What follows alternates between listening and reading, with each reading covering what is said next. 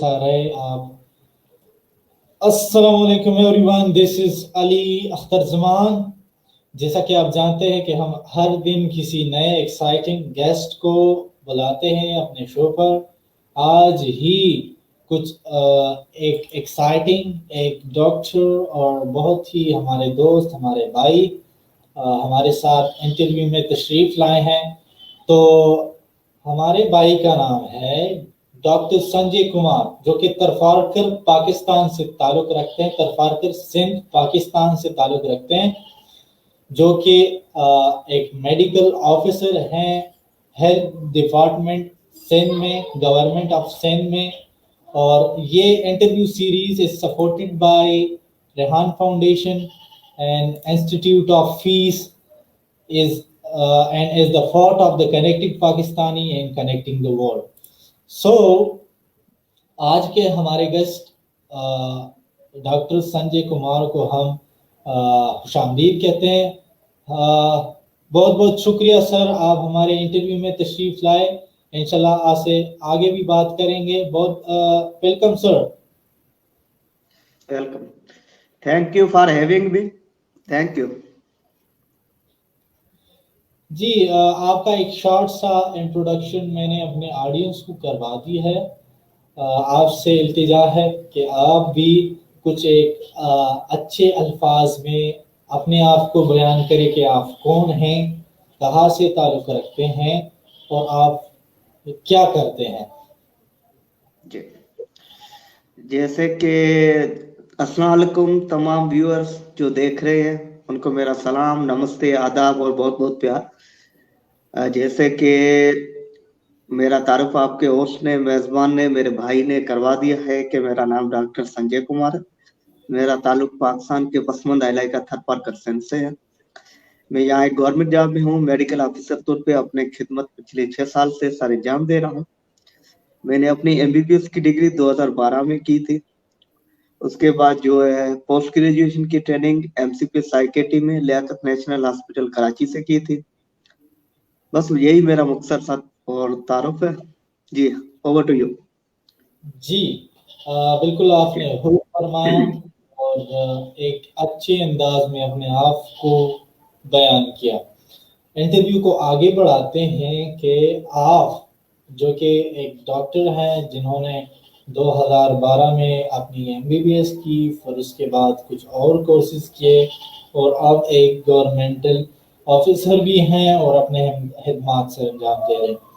सो पहले मैं आपसे यही कहूँगा कि हर किसी की अपनी अपनी लाइफ होती है, अपनी अपनी एक्सपीरियंसेस होते हैं, लेकिन बाज़ औक़ात जो इंसान करता है उसे करने के पीछे कुछ राज छुपे होते हैं, कुछ बातें छुपे होती हैं जिससे इंस्पायर होकर वो किसी फील्ड की तरफ जाता है।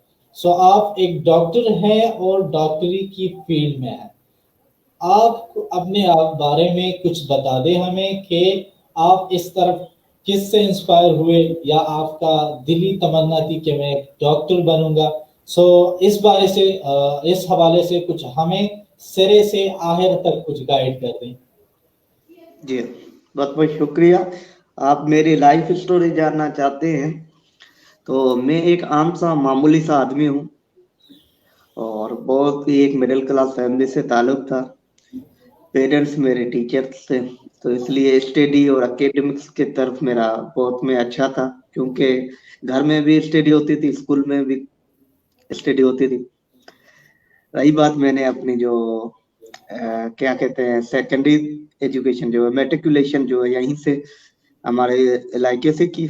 उसके बाद जो है हैदराबाद आया और गवर्नमेंट मुस्लिम साइंस कॉलेज में जो है फर्स्ट ईयर इंटर वहाँ से किया और एंट्री टेस्ट वहाँ से दी। फिर लियाकत मेडिकल यूनिवर्सिटी जामशोरे में MBBS की डिग्री की शुरुआत हुई 2007 में। फिर यूनिवर्सिटी का एक एवरेज स्टूडेंट बोले या एकेडमिक्स में अच्छा था, बाकी एक्टिविटीज में बिल्कुल ही एवरेज था।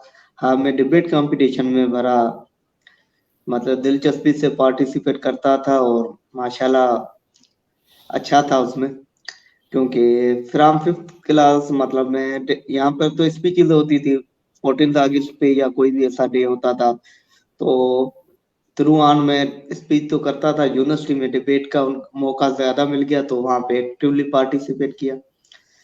2012 में डिग्री मिल गई और फिर एक जिम्मेदारी महसूस हुई अपने लिए भी और माशरे के लिए भी कि कुछ करना चाहिए।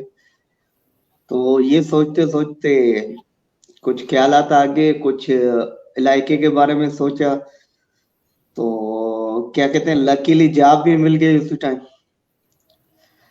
और जब ये सोचा यहाँ पे जॉब की स्टार्टिंग की तो कुछ ऐसे केसेस देखे और यहाँ पे एक चीज की जहालत देखी, अनअवेयरनेस देखी, जहालत तो नहीं कहूंगा, अवेयरनेस नहीं थी, आगाही नहीं थी कि जो खास तौर पे जो हमारे क्या कहते हैं मरीज नफ्सियात के, खास तौर पे कहते हैं कि जिन्हें गेबी शक्लें नजर आना, गेबी चीजें नजर आना, तो उनको लेके जाते थे बाबाओं की तरफ, दम दुआ करा के उनकी जिंदगी हराम कर देते थे।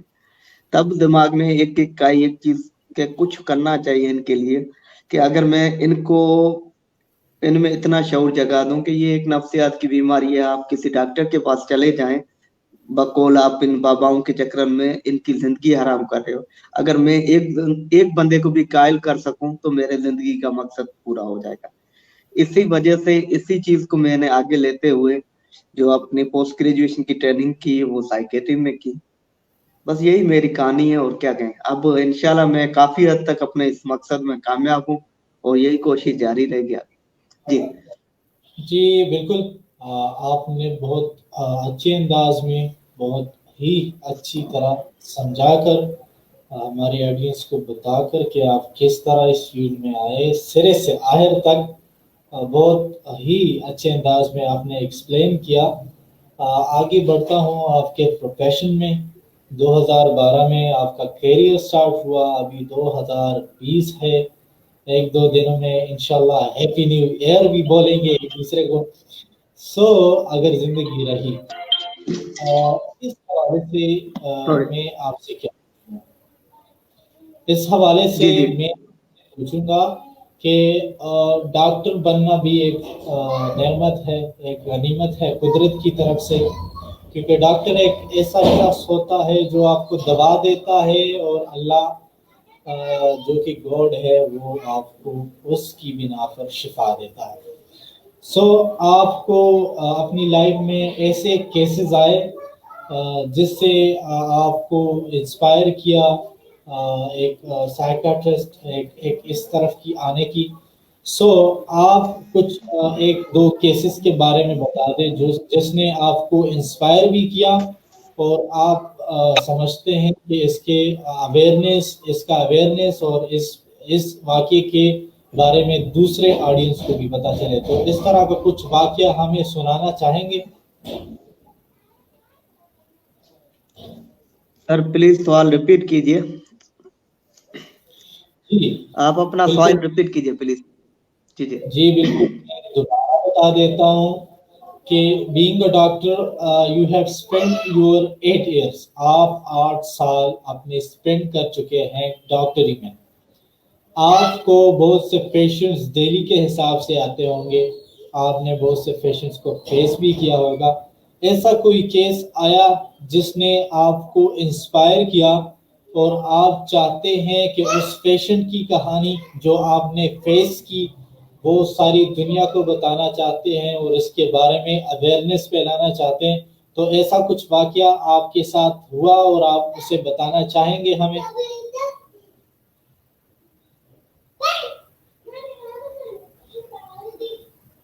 जी मैं आपका सवाल सही तरीके से समझा नहीं हूँ, पर इतना समझा हूँ कि मैं रिपीट कर देता हूँ, आप मुझे करेक्ट करना।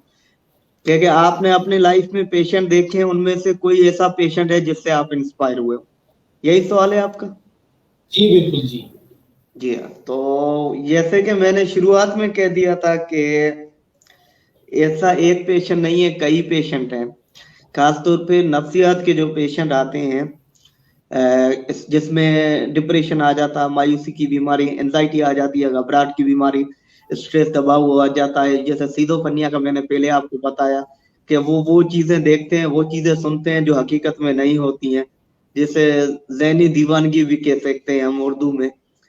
तो ये मुख्तलिफ केसेस हैं, ये अक्सर आते हैं। लेकिन हमारे पास अगर कोई बंदा थोड़ी ज्यादा गुस्सा कर लेता है, हम कहते हैं यार ये ऐसा ही है, छोड़ दे, ठीक है, क्योंकि हमारे पास वो अवेयरनेस नहीं है, वो शऊर नहीं है, तो वो आगाही नहीं है क्या कि डिप्रेशन किसे कहते हैं, एंजाइटी किसे कहते हैं।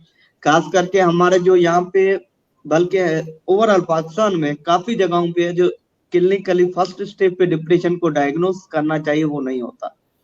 क्यों कि बस ठीक है, क्या है, सर में दर्द है, दवाई लिख दी बस। तो ये छोटी मोटी चीजें हैं, इनको आगाही के लिए मैं बिल्कुल अपने लेवल पे काम भी कर रहा हूँ, कोशिश भी कर रहा हूँ। और जैसे आपकी तरह जो शो है, इन पे भी, हर शो पे भी यही मैसेज दे रहा हूँ कि नफ्सियात की बीमारी नफ्सियात का डॉक्टर ही ठीक कर सकता है, ये बाबा फकीर नहीं ठीक कर सकते। तो ऐसे बहुत से केसेस हैं जिसमें अक्सरियत डिप्रेशन की है। बिल्कुल जो हमारे गाइडलाइंस, जो स्टेटिक्स कहते हैं कि हर 5 में से एक बंदे को जो है डिप्रेशन है, मतलब उदासी की बीमारी, मायूसी की बीमारी, जिसमें इंसान रंजीदा ज्यादा होता है, असद होता है, एहसास कमतरी होती है, बेचैनी होती है, किसी काम में दिल नहीं लगती, और जो जिस्म में तवानाई नहीं रहती, हर वक्त थके थके रहते हैं, वर्थलेस होते हैं, होपलेस होते हैं, उनको जिंदगी का कोई मकसद ही नजर नहीं आता। और आखिर में डिप्रेशन का क्या हाल है, सुसाइडल ख्याल, खुदकशी के ख्याल आते हैं, जिंदगी का खत्म कर देते हैं। तो ये सारी चीजें हैं। तो मेरा जो करियर स्टार्ट इसी वजह से हुआ था कि अगर मैं एक मरीज को कायल कर दूं कि इन बाबाओं, इन फकीरों को छोड़ के आप माहिर नफ्सियात के पास जाएं, तो कम से कम जिंदगी बन जाएगी। तो काफी हद तक मैं बेहतर रहा हूँ। जी बिल्कुल, हद बहुत तक बहुत कामयाब रहा हूँ और आगे भी कोशिश जारी रहेगी। उम्मीद है कि आप जैसे दोस्त हैं, आपके प्रोग्राम प्लेटफॉर्म के थ्रू अगर ये मैसेज हम मिलके साथ पहुंचाएंगे कि ये कुछ छोटी छोटी अलामतें हैं, या तो इन अलामतों पे अगर आप किसी को देखें तो उसको, उसके रिश्तेदार को, दोस्त को, साथी को, कम से कम जुबान से इतना बोलना को मुश्किल नहीं है कि इसको माहिर नफ्सियात के पास लेके जाओ। तो मिलके हम कोशिश करेंगे, इंशाल्लाह कामयाब होंगे। जी जी बिल्कुल, ये बात आपने बिल्कुल ठीक बताई, क्योंकि बाज़ औक़ात हमारे साथ कुछ ऐसे बंदे होते हैं हमारे घर में, हमारे रिश्तेदारों में, जो कि चिड़चिड़ापन का शिकार होते हैं, जो कि बात को बर्दाश्त करने की एबिलिटी से महरूम होते हैं, और हम यही कहते हैं कि इसके साथ बात ना करो, इसके साथ दूसरी बात ना करो, इसको ये ना कहो, इसको ये ना कहो, ये पागल है, इसको छोड़ दो। सो कल को वो जैसे जैसे बड़ा होता है, जैसे जैसे उसकी उम्र बढ़ती है, वो उस उम्र के लिहाज से फ्यूचर में ऐसा कुछ काम कर देता है जो सारी फैमिली के लिए बायस एक मज़म्मत और बायस एक एक एक इंसल्ट सी बन जाती है। या तो वो किसी को मार देता है, या कोई किसी चोरी डाका वारी में शामिल हो जाता है। सो हर वो इंसान जैसे आपने बताया कि जिसमें कुछ इस तरह की अलामत हो जिससे आप इंस्पायर ना हो, जो आपको अच्छी तरह समझ ना आए, तो उसको माहिर नफ्सियात के को दिखाना चाहिए। मेरा नेक्स्ट क्वेश्चन ये है कि आप जो कि एक डॉक्टर हैं और बहुत से मरीजों को आपने देखा भी होगा, आपने जज भी किया होगा,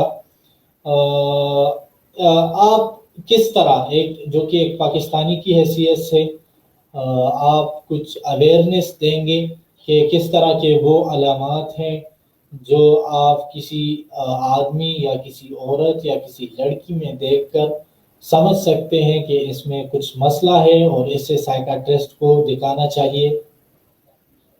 जी, आपने बहुत अच्छा सवाल किया कि वो कौन सी अलामत हैं जिनको देख के हमें लगे कि इसको, इस मरीज को या इस इंसान को नफ्सियात के डॉक्टर के पास भेजना चाहिए। बहुत ही अच्छा और बहुत ही, मतलब हमारा जो आज का सेशन है प्रोडक्टिव होगा इस हिसाब से, क्योंकि एक आगाही के तौर पे, अवेयरनेस के तौर पे हम ये काम कर रहे हैं, वॉलंटियरली कर रहे हैं, तो ये अच्छी बात है।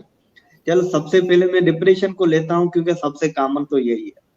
अब यहाँ पे थोड़ा बता देता हूँ, थोड़ा स्ट्रेस, थोड़ा एंजाइटी इंसान को अगर वक्त पे, जैसे हमारा कल एग्जाम में आज रात को अगर स्ट्रेस है तो वो हमें मोटिवेट करेगा, क्योंकि हम उस हिसाब से स्टडी ज्यादा करेंगे और अच्छे नंबर लेके आएंगे। वो स्ट्रेस कल खत्म हो जाएगा, हम सेट हो जाएंगे। लेकिन यही एंजाइटी इतनी बढ़ जाए कि आपके डेली रूटीन में, डेली काम करने में आपको दिक्कत है, आपके सोशल लाइफ में आपको रोके, आपके इंटरपर्सनल कम्युनिकेशन है उसमें आपको रोके, आपके दोस्तों से आपको रोके, मतलब सोशो इकोनॉमी आपकी हर तरीके से आपकी लाइफ में इंटरफेयर करे, आप हर तरीके से डिस्टर्ब हो जाओ। आखिर नतीजा क्या लगे, आपके रिलेशनशिप जो है उसमें भी लड़ाई झगड़ा होना शुरू हो जाए। तो अगर ये सारी चीजें हो जाएं तो फिर ये एंजाइटी वो नॉर्मल एंजाइटी नहीं है जो मोटिवेट करती है, फिर ये बीमारी में कन्वर्ट हो जाती है। अब डिप्रेशन की अलामतों में सबसे पहले जो मेन अलामत है कि आपका मिजाज जो हर वक्त लो रहेगा, मूड लो रहेगा, सैड रहेगा, हर वक्त चेहरा, इससे बहुत से लोग हमने देखे हैं हर वक्त चेहरा उतरा हुआ होता है। उसके बाद जो आपके जिस्म में जो तवानाई है वो बिल्कुल ही ना होने के बराबर होगी, हर वक्त थका थका बेबस सा मजबूर सा महसूस होगा। उसके बाद एक बंदा जो हमें लगता था पहले तो बड़ा यार पार्टी लवर था, दोस्तों में घूमता था, फिरता था, महफिलें अटेंड करता था, फैमिली फंक्शन वगैरह अटेंड करता था, अब उसका लेक ऑफ इंटरेस्ट हो जाता है किसी चीज पे जाना, ना ही दोस्तों के साथ, या एक पूरी महफिल में भी बैठा होगा लेकिन वो तना होगा, 10 लोगों के ग्रुप में भी वो अकेला ही होगा, कि उसका दिमाग कहीं और होगा, वो अपने उन ख्यालों में होगा। तो ऐसा गुमसुम लोग देखें तो वो भी आते हैं इसकी अलामत में। उसके बाद आते हैं कि ऐसे लोग जो छोटी छोटी बात पे चिड़चिड़ोपन जिनमें ज्यादा हो, ज्यादा गुस्सा करें, इतने इम्पल्सिव हो जाएं कि हाथ में जो भी चीज हो उसे फटक कर फेंक दें। सपोज मोबाइल किसी के हाथ में है, उसको उठा के दीवार पे मार देना, तो ये इम्पल्सिविटी हो, अगर ये हो तो ये भी डिप्रेशन की अलामत है। उसके बाद जो है उनकी दिल की घबराहट ज्यादा हो जाए, हाथ पैर ठंडे हो जाए, और जो है दूसरे की बात सुनने से पहले ही मतलब इरिटेट हो जाए और गुस्सा करना लगे, इतना गुस्सा करना लगे, और अब्यूजिव, मतलब पहले तो अब्यूजिव थे लेकिन एक हद से ज्यादा अब्यूजिव हो जाए। फिर उन्हें वो ना हो कि सामने कौन बैठा है, कौन करा है, अम्मी है, अब्बा है, बहन है, भाई है, वो सारी चीजें। उसके अलावा ऐसे लोगों में जो है उम्मीद खत्म हो जाती है, ये होपलेस हो जाते हैं, दुनिया वर्थलेस हो जाते हैं, इन्हें लगता है कि इस जिंदगी से अच्छा है तो जिंदगी को खत्म कर दें। सुसाइडल आइडिएशन नहीं, कई कई दफा लोग अटेम्प्ट भी कर देते हैं। एक जो रिपोर्ट है स्टेटिक्स है कि दुनिया में जो है हमारे यंग एज जो है 16 17 18 से लेके 34 साल, ये यंग एज है, सुसाइड का सेकंड लीडिंग काज है, खुदकशी के सेकंड लीडिंग काज है, इतना बड़ा, वो भी डिप्रेशन की वजह से। तो ये खतरनाक चीज है, बस अल्लाह रहम करे। इन अलामतों, ये सारी चीजें जो अलामतें बताई हैं, इनमें आप कोई मरीज देखें तो बराए मेहरबानी माहिर नफ्सियात के पास जाए। मैं एक बार रिपीट कर देता हूँ, उदास मिजाज हो, लो मूड हो, जिसम में तवानाई ना हो, थका थका रहता हो, लेक ऑफ इंटरेस्ट, किसी चीज में दिलचस्पी ना लगे, 10 लोग महफिल में हो, महफिल में खुद को तन्हा महसूस करे, अकेला महसूस करे। उसके अलावा घबराहट हो, दिल की धड़कन तेज हो, चिड़चिड़ापन हो, इम्पल्सिविटी इतनी हो कि कोई भी चीज हाथ में आए उसको तोड़ना फोड़ना शुरू कर दे। ठीक है, और सबसे मेन पॉइंट जो मैंने मिस कर दी थी, इन लोगों का स्लीप पैटर्न डिस्टर्ब होता है, ईटिंग पैटर्न डिस्टर्ब होता है, खाने का, या कम सोते हैं या बहुत ज्यादा सोते हैं, या कम खाते हैं या बहुत ज्यादा खाते हैं। ये 2 इंपॉर्टेंट पॉइंट मैंने मिस कर दी थी, अब करेक्ट कर लिए। उसके बाद जो है इनमें खुदकशी करने का खतरा बहुत ज्यादा होता है। ये दुनिया से मतलब वो हो चुके होते हैं कि ना उम्मीद हो चुके होते हैं, वर्थलेस हो चुके होते हैं, और ये सारी चीजें तो होती हैं, अल्लाह ना करे कि किसी को हो, पर लेकिन आजकल के जो नफ्सा नफ्सी दौर में ये चीजें बहुत हो रही हैं। जी बिल्कुल, आपने बताया कि ये बहुत तमाम चीज़ें हैं जिससे हमें कुछ सीखना चाहिए। जैसे जैसे ही आपने बताया वैसे वैसे ही मुझे पता चला कि हमारे इर्द गिर्द ऐसे लोग बहुत पाए जाते हैं, बहुत ही पाए जाते हैं। जिस तरह हम 40% ही इन्हीं ही लोगों को देख लेते हैं, जो कि गुस्से वाले माइंड होते हैं, जो कि किसी को बात करने की उनकी तमीज़ नहीं होती, तोड़ फोड़ करते हैं। सो इस जगह पहुंचने में जैसे आपने बताया कि स्लीप का पैटर्न और खुराक का पैटर्न एक मेन फैक्टर है। इसके अलावा बहुत सी फैक्ट्स इंसान को इस मुजी और इस खतरनाक सी बीमारी जो कि डिप्रेशन है उसमें धकेल देती है। सो आप एक फैक्ट्स भी बता दें। ये तो आपने बता दी कि ये बंदा इस तरह करता है उस तरह करता है। सो आप इन फैक्ट्स के लिहाज से बता दें कि अगर कोई बंदा इस तरह करता है तो आप रिकमेंडेशन क्या करेंगे। कुछ मेडिसिन तो आपको लेनी पड़ेंगी और आपके क्लिनिक और आपके ऑफिस आना पड़ेगा चेकअप करने के लिए, लेकिन इस तरह के फैक्ट्स, इस तरह के सिम्टम्स और इस तरह के सजेशंस जो आप देना चाहेंगे उन तमाम बहन भाइयों को जो कि इस मर्ज में या उनके भाई बहन या माँ बाप इस डिप्रेशन से में शिकार हैं, तो उनको इस हालत में क्या करना चाहिए, उनको क्या रिकमेंड करेंगे आप? ठीक जी, बहुत अच्छा सवाल आपने पूछा कि अगर डिप्रेशन की अलामतें किसी में हों तो आपने उसमें क्या करना है या फैमिली ने क्या करना है। तो सबसे पहले मैं कैटेगरी डिवाइड कर देता हूं कि डिप्रेशन में अगर सुसाइडल खुदकशी के ख्यालात आते हैं तो खतरनाक है, आपने डायरेक्ट एडमिट करना है क्योंकि वो किसी वक्त भी कर सकता है। या उसके पैटर्न मतलब जहन में ख्यालात नहीं होते, पैटर्न भी आ जाते हैं कि मैं जो है हाथ काट लूं, मैं गर्दन मतलब सर पे रस्सा बांध लूं, पंखे से लटक जाऊं, इतने तक उनको सोचें आ जाती हैं। और बहुत से हमारे पास आते हैं रिस्ट कटी हुई, हाथ कटे हुए।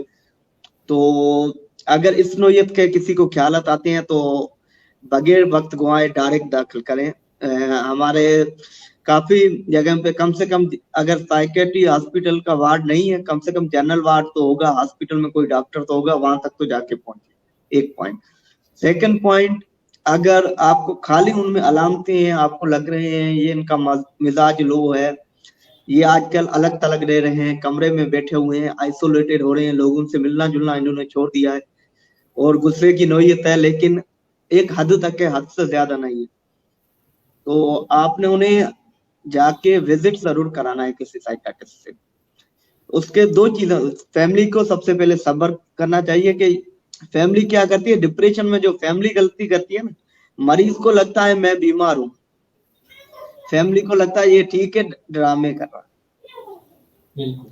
असल इंसान के हाँ ये बड़ा मसला हो जाता है कि मरीज कहता है कि मेरी अगर मुझे जिस्मानी कोई मसला होता है तो सब मेरे आगे पीछे होते हैं, अभी मैं बीमार हूं मुझे कोई समझ ही नहीं रहा। असल तो यही है ना। तो इसमें फैमिली को सब्र से काम लेना है, उसकी बात सुननी है, उसे समझने की कोशिश करनी है। सेकंडली, इसका इलाज दो तरीकों से होता है। अगर आपकी कम डिप्रेशन है या फैमिली सर्कमस्टेंसेस ऐसे हैं तो आपको सिर्फ काउंसलिंग और फैमिली काउंसलिंग मतलब साइकोथेरेपी होती है, जिसमें जो आपके मेन होती है कॉग्निशन, आपके सोचों को, बिहेवियर, आपके रवैयों को थेरेपी, उसके बेस पे आपके सोचों पे, आपके रवैयों पे काम किया जाता है, सीबीटी कहते हैं जिसे, उस थेरेपी पे। तो एक तो पेशेंट की होती है, साथ में फैमिली थेरेपी भी होती है कि फैमिली को भी गाइड किया जाता है सब्र से काम ले, इस पेशेंट को कैसे डील करें। एक तो आप साइकोलॉजिस्ट के पास जाएंगे, सेकंडली अगर लगता है कि थेरेपी से भी काम नहीं हो रहा है तो साइकाट्रिस्ट के पास जाके मेडिसिन ले। लेकिन पहला विजिट आपने डॉक्टर को करना है, डॉक्टर आपको रिकमेंड करेगा वेदर मेडिसिन की जरूरत है वेदर थेरेपी की जरूरत है। और फैमिली को सब्र से लेना है और इस बात को मानना है कि ये वाकई बीमार है।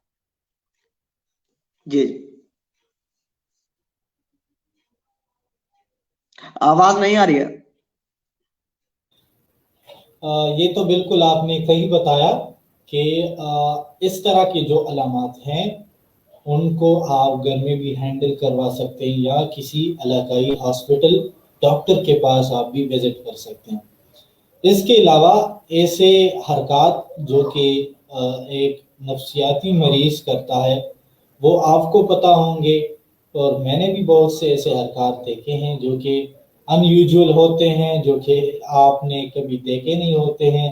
कभी वो अपने कपड़े फाड़ देते हैं, कभी घर से भाग जाते हैं, कभी जैसे आपने बताया कि सुसाइड की कोशिश करते हैं, सो वो कौन कौन से ऐसे डिफरेंसेस हैं जो कि घर में भी हैंडल हो सकती हैं, घर वालों की बिहेवियर से, माँ बाप की बिहेवियर से, बीवी बच्चों की बिहेवियर से भी हल हो सकती हैं, और ऐसे कौन कौन से फैक्ट्स हैं जो आप किसी आदमी या किसी औरत या किसी बच्ची या जो भी हो आप देखें मरीज में और आप समझते हैं कि इसे फौरन ही साइकाट्रिस्ट के पास ले जाएं और इसका प्रॉपरली मेडिसिन के थ्रू इलाज करवाएं।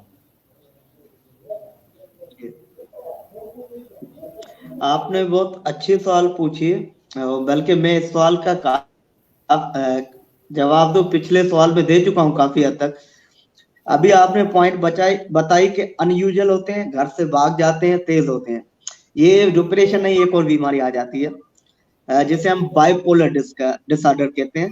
मतलब जैसे एक दरिया के दो किनारे होते हैं, मुतजाद किनारे, बाइपोलर वो किनारे होते हैं। इसमें क्या होता है, एक पल में इंसान लो होता है, मतलब उदास होता है, एक ही पल में वो तेज हो जाता है। तेज इतना होता है कि पूरा दिन बातें कर ले, थकेगा नहीं। वो कहता है मुझे नींद की जरूरत नहीं है, मुझे खाने की जरूरत नहीं है।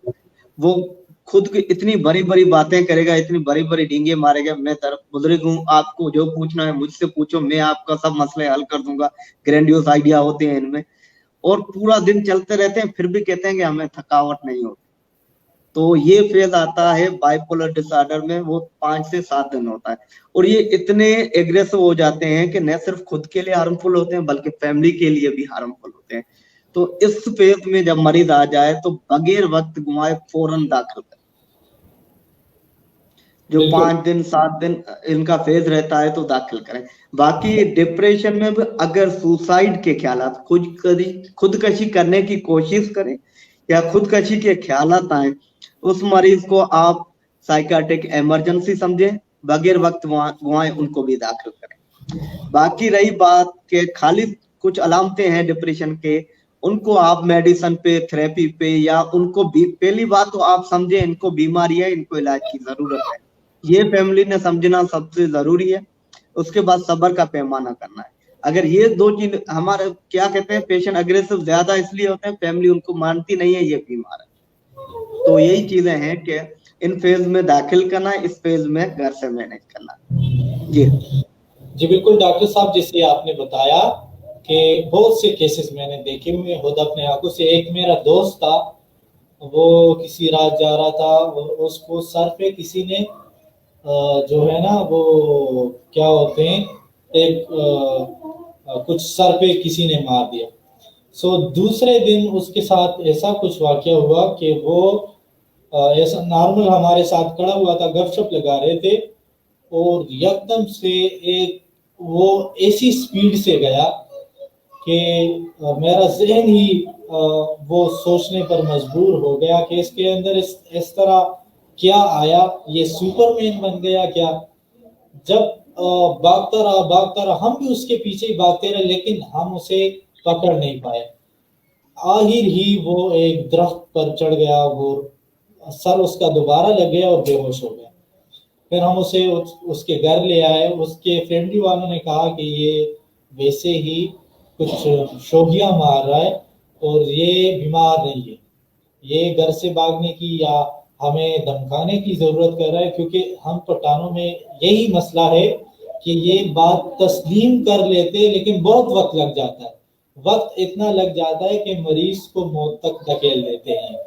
फिर तब जाकर इनको समझ लगती है कि इस बंदे को हाँ वाकई में इसकी कुछ बीमारी है, लेकिन उसे जहमत, उसे तकालीफ देने का इनका शौक होता है। ये हंसते रहते, ओ ये तो ये कर रहा है, ये इसकी कोई बीमारी है ही नहीं, तो क्या क्या करें हम, ये तो वैसे ही बस शोगिया मार रहा है, टाइम पास कर रहा है, हमें धमकाने की जरूरत कर रहा है।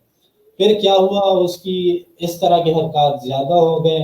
फिर वो एक दीवार पर उसका सर लगा। फिर फैमिली वालों ने कहा कि हाँ वाकई में इसको कुछ मसला है। तो फिर उसे क्या किया, उसे जैसे आपने कहा कि बाबा के पास और ये पीर के पास ये चले गए कि इस पर कुछ गैर लोग हैं वो उनकी ट्रीटमेंट करें, लेकिन उनसे कुछ ना हुआ।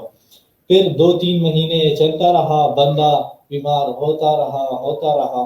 اور ایک دن اسے وہ, جیسے آپ پشاور LRH کو جانتے ہیں, وہ وہاں لے گئے اور سائیکاٹرسٹ کو دکھایا. سائیکاٹرسٹ نے کہا کہ اسے باہر بالکل اکیلا نہ چھوڑے, ہر ٹائم اس کے ساتھ ایک بھائی یا کوئی باپ وغیرہ جائے, اور 10 دن اسے ہاسپٹل میں رکھا. پھر انہیں ریئلائز ہوا کہ بندے کو فلاں مسئلہ ہے. وہ الحمدللہ ابھی ٹھیک ٹھاک ہے, لیکن یہ میں آپ کی بات پر ایک خود میں جشندید گواہ ہوں کہ ہم کرتے ہیں پاکستانی قوم, ہماری کمزوری یہی ہے کہ ہم بات کو مان لیتے ہیں لیکن اس سے پہلے کہتے ہیں, اپنے رائے دیتے ہیں, کیونکہ سائنسدان تو ہم خاندانی ہیں, سائنسدان تو ہر کوئی عالم ہے. اگر آپ کسی کی بات کو کاٹتے ہیں اور اس کو صحیح کرتے ہیں تو آپ کو پتر لگانا شروع کر دیتا ہے کہ تم نہیں سمجھتے اور چپ ہو جاؤ, تو پھر مجبوراً تم کو چپ کرنا پڑتا ہے. اگلے سوال کی طرف جاتے ہیں, کیونکہ ہمارا ٹائم بھی بہت ہو چکا ہے. آپ مجھے ٹائم اگر بتا دیں کہ انٹرویو میں ٹائم کتنا ہو گیا ہے اپنے موبائل سے. ٹائم 31 منٹ ہو گئے ہیں. میرا 6 بجے ایک اور انٹرویو ہے, تو میسج دے دیتے ہیں آپ. اوکے, لاسٹ میں ایک شارٹ سا میسج ہمارے آڈینس کو دے دیں, ایک بینگ اے ڈاکٹر ہونے کی. جی بہت بہت شکریہ. سب سے پہلے آپ نے مجھے اپنے شو پہ بلایا, آپ کے ویورز کے سامنے مجھے اپنے خیالات کا اظہار کرنے کا موقع دیا, اور میں نے کوشش کی تھوڑی بہت, میں جو مجھے جان ہے, جو چیزیں مجھے آتی ہیں وہ آپ کے ویورز کے ساتھ میں نے شیئر کی. میسج ایک ہی ہے کہ خدا کووڈ چل رہی ہے, یہ بیماری ہے, اسے مشکری نہ سمجھیں, اسے مذاق نہ سمجھیں. ٹھیک ہے, جن کے اپنے گزر گئے ہیں ان سے پوچھو کہ اس بیماری کی کیا انہیں جھیلنا پڑا ہے, تو خدا نہ کرے ہمارے ساتھ بھی ایسا کچھ ہو. اس لیے براہ مہربانی جب بھی گھر سے باہر نکلیں ماسک پہن کر نکلیں. باہر سے جب گھر آئیں اپنے ہاتھ صابن سے دھوئیں, اور کم سے کم 20 سیکنڈ تک صابن ہاتھ پہ لگاؤ. جب بھی آپ کف کریں, سنیز کریں, اپنے ہاتھ صابن سے دھوئیں. اور جو کھانے میں چیزیں استعمال کریں کوشش کریں ان میں جو ہے فریش ویجیٹیبل, فریش فروٹس ہوں, خاص طور پہ سردی کے موسم میں. اور ویسے بھی وٹامن سی ہماری امیونٹی کو بڑھاتی ہے, تو اورنج اور مالٹا کا زیادہ استعمال کریں. اگر یہ چیزیں اویلیبل نہیں ہے تو وٹامن سی کی ٹیبلٹ لیں. اس سے ہم نوجوان ہیں, ان کی تو امیونٹی کچھ لیول پہ اچھی ہے, لیکن ہمارے گھر میں جو بوڑھے بزرگ ہیں ان کی امیونٹی اتنی اچھی نہیں ہے. اگر ہم لاپرواہی کریں گے تو ان کو نقصان ہوگا, ہمیں بھی ہوگا اور ان کو بھی ہوگا. تو اگر آپ احتیاط کریں گے, آپ نہ صرف آپ محفوظ رہیں گے بلکہ آپ کے اپنے, آپ کے پیارے جو آپ کے گھر بیٹھے ہیں وہ بھی محفوظ رہیں گے. بہت بہت شکریہ. بہت بہت شکریہ آپ کا, آپ نے ہمیں ٹائم دیا اپنے اس مصروف سی زندگی میں ہمارے انٹرویو میں آنے کے لیے, اچھی باتیں بتانے کے لیے. ایک ایسی باتیں, ایسے خیالات جس سے ہم بھی انسپائر ہوئے. کم از کم اگر آڈینس نے دل سے نہ دیکھا ہو, لیکن میں تو ایک انٹرویور ہوں اور میرے مائنڈ میں آپ نے اپنے خیالات ڈال دیے کہ اس طرح کے کچھ ان یوزول سمپٹمز اگر میں دیکھوں تو میں سمجھ سکتا ہوں کہ یہ بندہ ایب نارمل ہے اور اسے ڈاکٹر کے پاس جانا چاہیے. انشاءاللہ سیزوفرینیا پہ ایک سیشن اور کریں گے. انشاءاللہ ضرور کریں گے, سیزوفرینیا پہ کریں گے انشاءاللہ. انشاءاللہ. تھینک یو سو مچ. آپ سے اور اپنے آڈینس سے اجازت, تب تک کے لیے اتنا ہی. ملتے ہیں اگلے لائیو سٹریم میں. اللہ حافظ. Thank you.